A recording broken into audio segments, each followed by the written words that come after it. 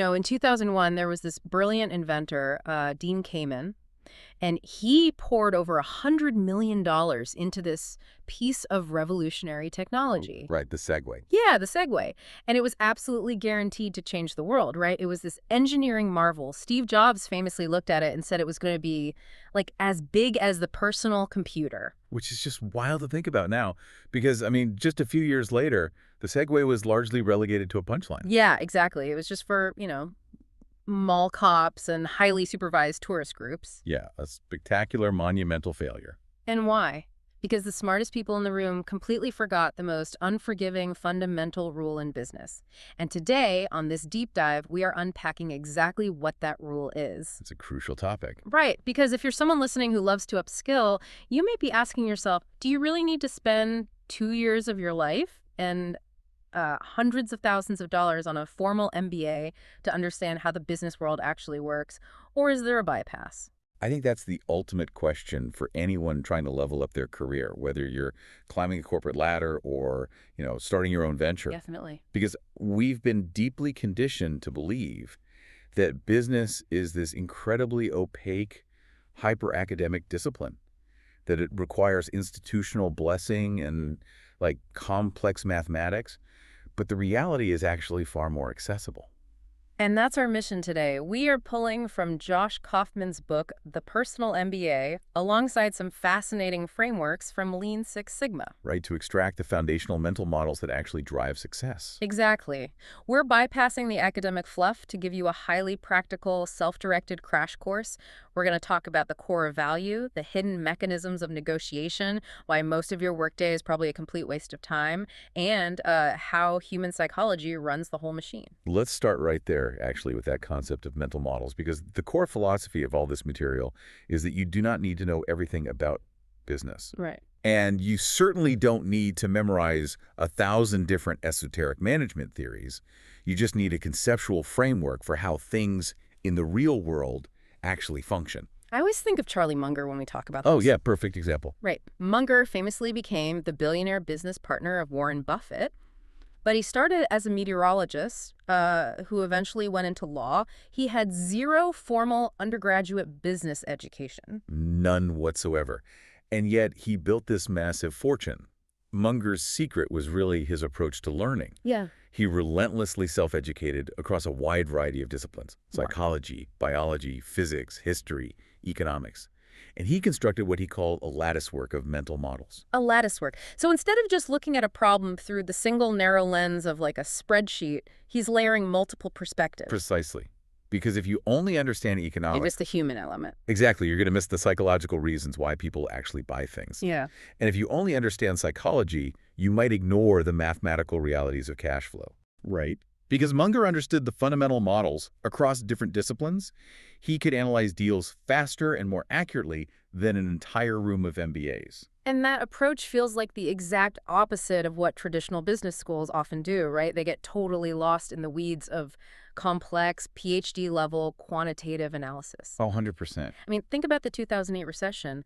A major contributing factor was the reliance on these hyper-complex financial formulas, like the Black-Scholes model. Which, for those who might not spend their weekends reading financial theory, is basically just a highly complex mathematical formula used to estimate the price of financial derivatives over time. Right. And people spent years learning these massive formulas, but they became totally blind to the underlying reality of the housing market. They couldn't see the forest for the trees. Exactly. It's like trying to cook by blindly following a highly technical Michelin star recipe without actually understanding basic flavor profiles. That's a great analogy. If you just memorize the formula and suddenly one ingredient is missing, or the market behaves irrationally, you panic. You don't know what to do. But mental models are like understanding the flavor profiles themselves. Right, once you fundamentally understand how acid balances fat. Or how heat transforms sugars. Yeah, you can cook a spectacular meal with whatever happens to be in your fridge. The models give you adaptability.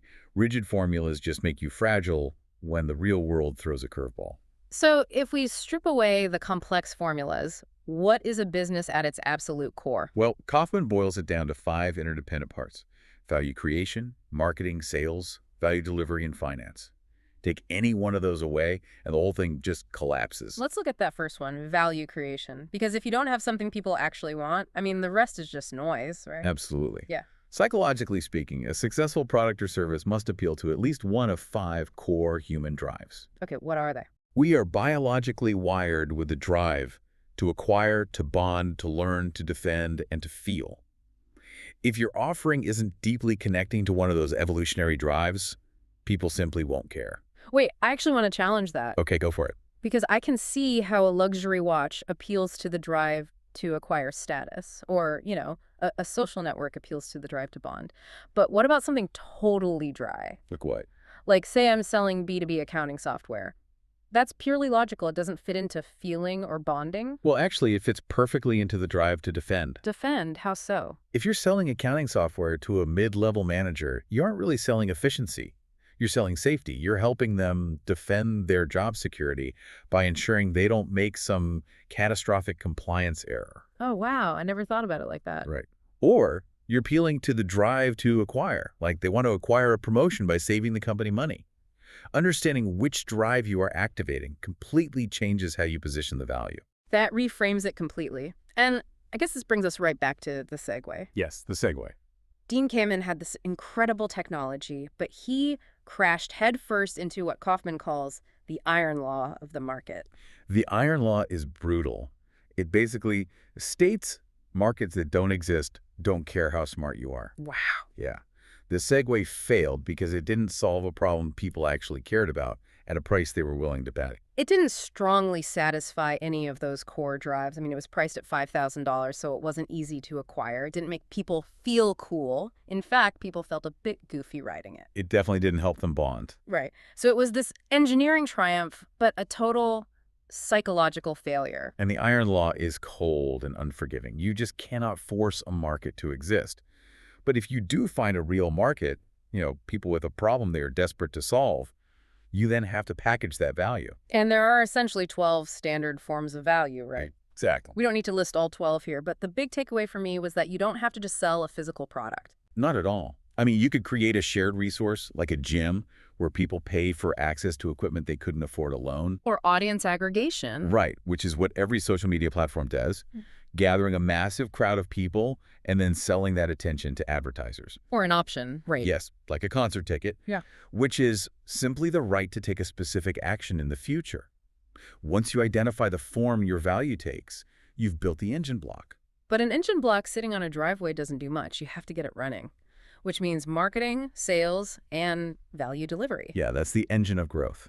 And I really love the distinction made in the source material here.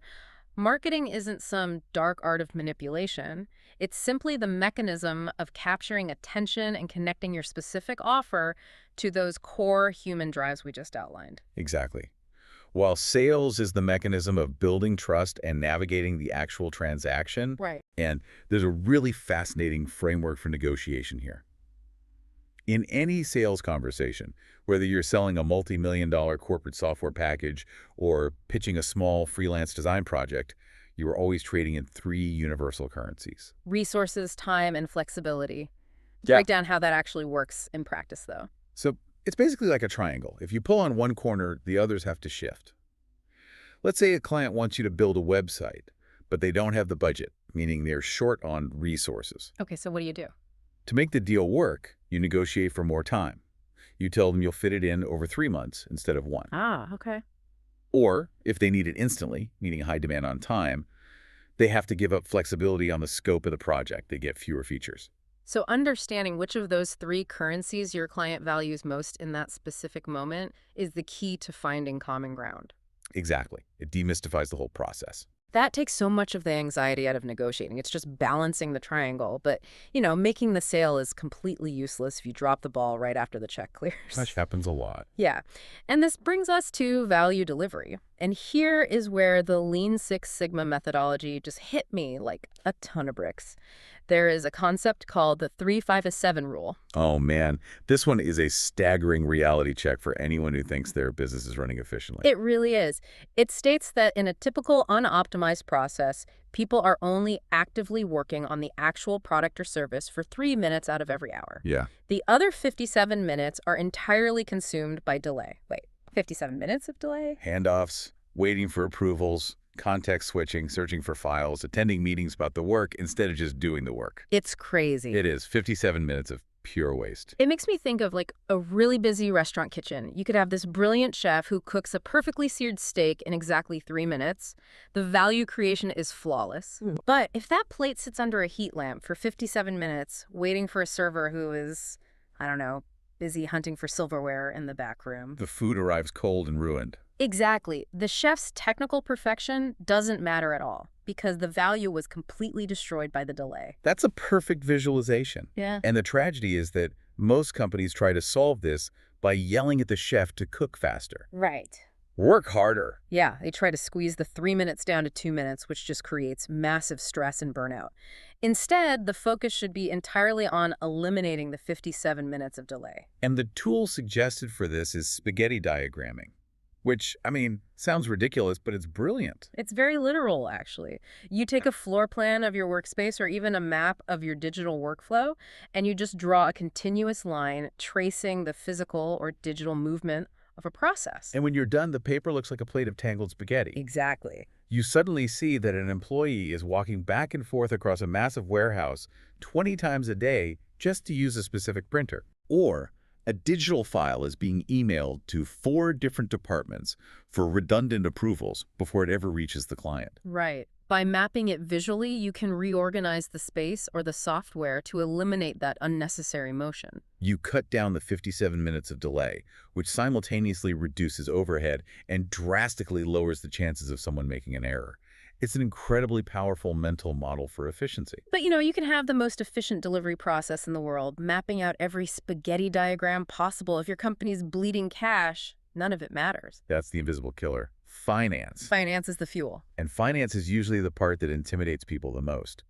But fundamentally, business finance is just about what you keep versus what you make. Yeah. The frameworks we're exploring demystify this by focusing on concepts like invisible opportunity costs, particularly when it comes to debt. Give me a concrete example of that, because debt is usually just pitched as, leverage in traditional business advice. Well, let's say you take out a massive loan to build a beautiful, state-of-the-art physical storefront. You view that debt as leverage to grow your brand. But that debt requires a fixed monthly payment. Right, rain or shine. Exactly. Now, 6 months later, a massive online trend hits, and your entire industry pivots. You desperately need cash to build a digital platform just to survive. But you can't. Right, you can't. Your cash flow is entirely locked up in servicing the debt for the physical storefront. The invisible opportunity cost of that debt was your flexibility. It made your entire system fragile. It's like buying a massive, really expensive anchor. It keeps you securely in one spot, but you absolutely cannot sail anywhere new when the wind changes. That's exactly what it is, but there's an even more critical element than the financial fuel, and that's the biological system running all of this. The human beings. Yes. And this is where I actually want to pause for a second because I feel like there's a tension here. We just talked about the 3-5-57 rule. Optimizing every second, cutting out the delay, spaghetti diagramming our literal footsteps. At what point does this obsession with productivity hacks and optimization just go too far? Like, if we treat human beings like machines that just need their code cleaned up, doesn't that inevitably backfire? It completely backfires. You cannot optimize a human being like you optimize a spreadsheet. Thank you. We are biological systems, not mechanical ones. Mm-hmm. Machines can run 24/7 at maximum capacity. Humans have energy cycles, circadian rhythms, and emotional capacities. Right, we get tired, we get stressed. Exactly. Yeah. If you try to run a human system without slack, meaning unstructured time, rest, and autonomy, the system breaks down. Resilience and energy management are just as important as time management. It's the difference between being truly effective and just being exhausting. Absolutely. And this psychological reality applies directly to how we manage and work with others, too. You can't just mandate excellent work. No, because influence is always more powerful than compulsion. Do you want to navigate conflict or drive change in a business, you have to understand interpersonal psychology. When people feel threatened, their reptilian brain takes over, they fight or they flee.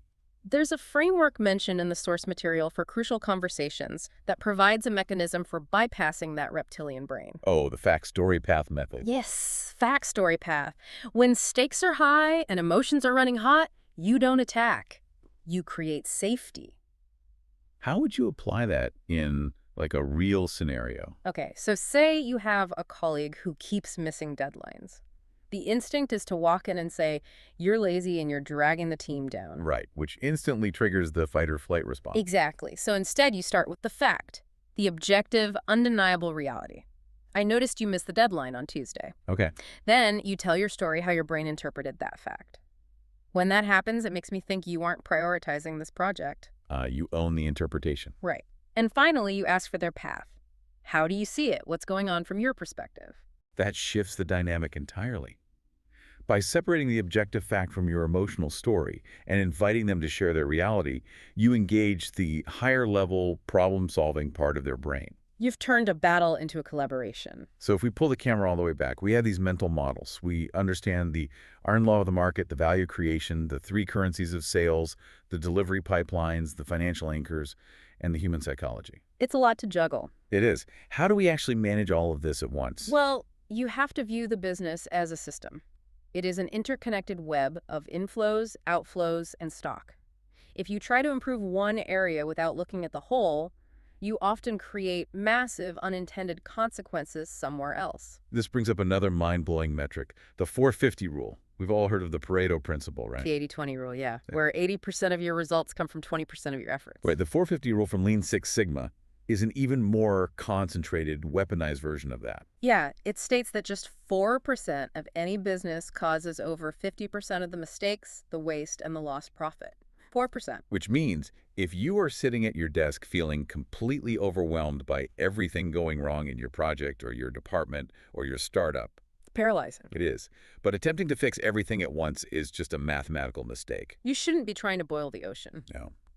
Systems thinking teaches us to find the vital few rather than getting bogged down by the trivial many. Right. You can use tools like a Pareto chart to categorize your errors or delays. Almost always, you will find that one single step in a 25-step process is causing 50% of your headaches. Like maybe it's one specific software integration that constantly fails. Exactly. Or one specific client archetype that drains all your customer service resources. You don't need to overhaul the entire company. You just need to laser focus your improvement efforts on identifying and fixing that tiny 4% bottleneck. It takes this giant, terrifying concept of managing a business and shrinks it down to a totally manageable, targeted diagnostic task. You aren't guessing. You are diagnosing the system accurately and applying the precise tool needed. And that is the ultimate value of building a latticework of mental models. But it's really important to remember that building this latticework is a continuous, lifelong process. Yeah, you can't just listen to a deep dive or read a book and assume you've mastered it. You have to constantly experiment and test your assumptions in the real world. Feedback from the real world is the only way to actually upgrade your models. Well, we've covered serious ground today for you, the listener.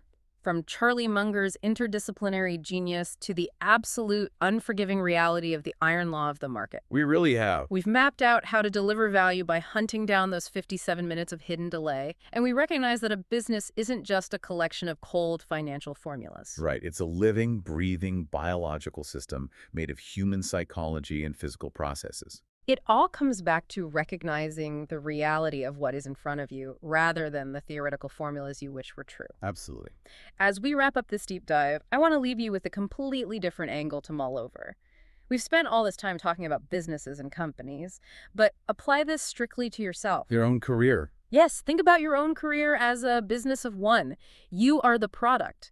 Now imagine a future which is rapidly becoming our present, where artificial intelligence can instantly handle the value delivery part of your job. That's a scary thought for a lot of people. It is. If AI can write the code, generate the report, or draft the legal brief without those 57 minutes of delay, what is your competitive advantage? If the delivery is commoditized, your survival depends entirely on the other parts of the system. Exactly. Are you solving a problem that the iron law of the market actually cares about? Can you navigate the psychology of a crucial conversation better than an algorithm? Or are you banking your entire career on being a slightly faster gear in a machine that's about to be replaced entirely? Don't just optimize your current job.